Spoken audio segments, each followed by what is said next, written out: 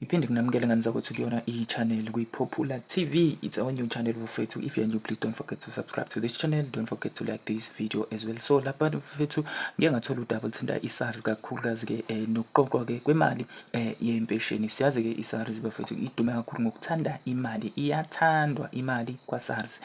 Singekho-ke lapho siqhubeka nodaba lwethu kuthiwa-ke isiqoqe u-4.1 billion kulapho-ke abanyula imali yempesheni. Ngamanye amazwi-ke labo-ke abathe mebezwa lento-ke ka-two-pot system bavele-ke nje bagxuma abahlala. I-SARS-ke isikwazile ukuthi-ke kulabo bantu iqoqe imali engango-4.1 billion, uyabona.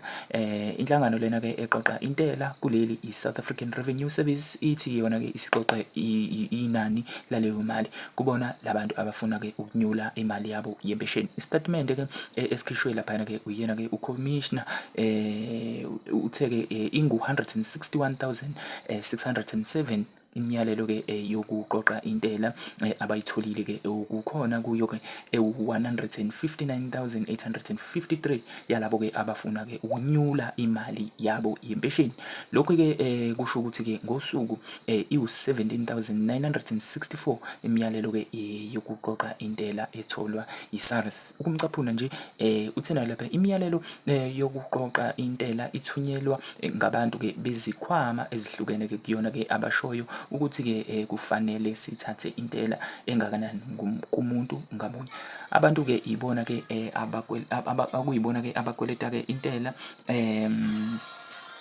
Kufanele-ke bakhumbule ukuthi-ke i-SARS izoyiqoqa-ke emalini abafuna-ke ukuyinyula.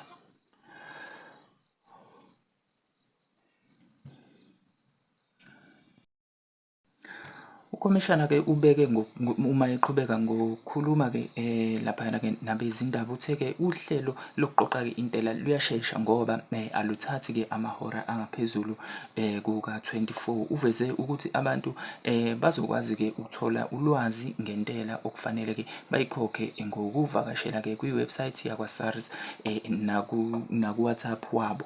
So phakathi-ke kwezinye zezizathu-ke ezibekwa-ke ngabantu-ke abasuke befuna imali-ke yempesheni-ke kubalwa i-divorce, ukufudukela-ke kwesinye-ke isikhwama noma-ke ukudinga nje imali njengenjwayelo. Uthe-ke i-SARS izokhipha eminye-ke imininingwane-ke ngokuhamba kwesikhathi njengoba-ke isimo sishintsha njalo uma abantu-ke benyula imali yabo. So bafethu-ke I think lokunyulwa kwale mali-ke noma le two-pot system vele ibize nako ukuzodimanda noma-ke ukuzodla nje imali yentela, cause I think uhulumeni esikhathini samanje nje noma-ke masibheka isidingo sale two-pot bengingasiboni sikhona kangako ngoba phela abantu bayakwazi ukuyikhiphela imali zabo ngalezo sikhathi, kodwa I think bafuneke ukusheshe bekwazi ukutaxa noma-ke ukuthatha i-tax-ke kuzo lezi imali zabantu besaphila. So I think bengaka-retire noku-retire because they feel like leyo mali leyo incane. Uyabona nje ukuba ezohlukaniswa kangaka igaba ngegaba indaba yale mali njalo uma uyikhipha le mali-ke kusobala ukuthi-ke vele uzobe utaxwa ngaleso sikhathi. So I think namanje futhi-ke uhulumeni-ke udlale ikhadi lakhe nje ngale ndlela yokuthi akwazi ukuthi kube nemali-ke ayimuncayo kubantu ngendlela ye-tax. Kodwa-ke bafethu-ke angizwe nawe umbono wakho ukuthi-ke what do you think ngale ndaba yokuthi-ke i-tax noma-ke imali le abantu-ke abayifunayo-ke yempesheni yabo-ke ukuthi abahafulayo ukuthi-ke i-tax noma i-tax izifike leya nani ngelika 4.1 billion. Ukuthi wena uzizwa kanjani ngalokho? Do you think wena-ke mhlampe-ke uma ngathi uya-aplya izoba successful yakhe application regarding indaba yani yalokufuna noma yalezi iy'celo zayo imali leya yempesheni? So guys, don't forget to subscribe to this channel and also like this video. Danko.